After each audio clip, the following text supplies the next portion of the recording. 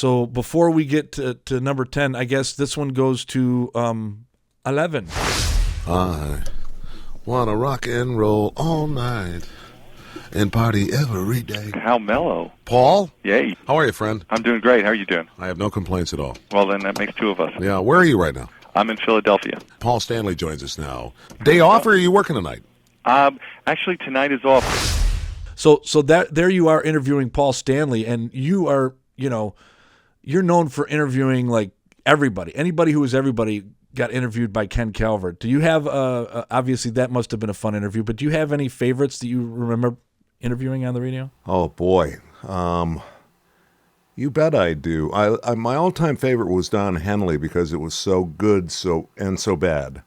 I mean, it was really, I got to believe that it was very tough for the listener to hear me go through what I was going through with Don Henley. But by the end of the interview, I had broken him like a stallion.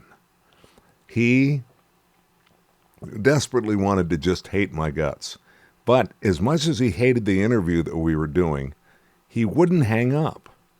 And he didn't know whether or not to fight with me, to just cave in or hang up or what. But the bottom line was, I asked him a simple question. We were talking about the album, The End of Innocence, his solo album, his incredible solo album. And I said to him something like, do you consider this to be the best work you've ever done? And he said, why would you ask me that? And I said, well, because of the fact that it's so good. You drop a needle on it and you just go one side to the other. And it's just, to me, as a listener, it's flawless. And he went, well, nothing is flawless or something like that. Anyway, that's where the sparring began. And at some point I said, then let me ask you this. Is this the happiest you've ever been? And that's when he really got cheesed off. He said, who are you? Oprah? What is this? Is that? And he really got upset. And I said, okay, I'm sorry. I for some reason, and I said, first of all, let me remind you of something. Your people, and certainly not you, I can tell that now, Don, your people, not ours, reached out to us to do this interview that we're doing right now. And I can trust you enough by now to say, by God, I'm going to air this sucker, every single second of it. All right, so if you want to start over, fine. If you don't, that's fine too. I asked you two simple questions. Number one was, is this the best solo work you've ever done? Number two, is this the happiest you've ever been? I said, okay, granted, we're kind of in a sandbox with questions like that. But sometimes you never know. You may just get a nugget. And I think I just got a nugget.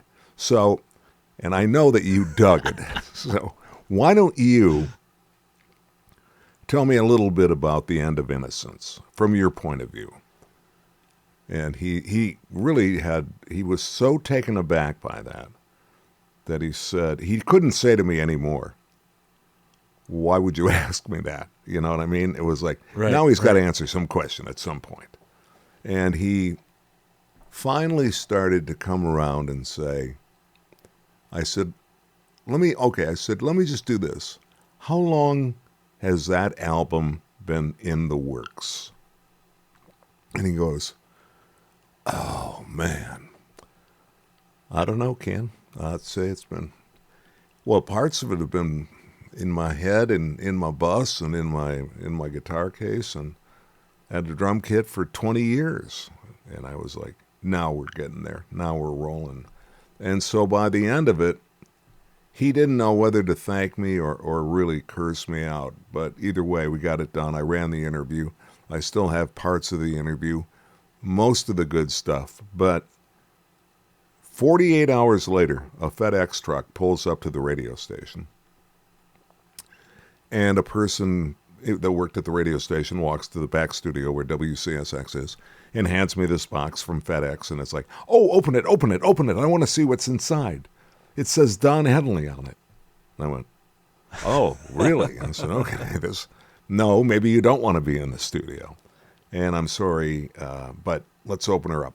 Inside was the most gorgeous, and I still have it, cocktail book, Walden Pond. He's a huge, huge supporter of preserving Walden Pond. And it's huge. It's huge. It's a very, very big coffee table book. And then he wrote me a letter. And I have the letter hanging on that wall. And I wish I could take it over and show it to you. Or I wish I would have had it. I didn't think about this at the time. It's a really, I can't say it's a beautiful letter. It's a funny letter. And it's only funny between him and I because of what he says in it. But it's one of my prized possessions from Don Henley. So Don Henley, to this day, was the toughest but the greatest interview. Maybe not the greatest, but one of the best interviews I've ever done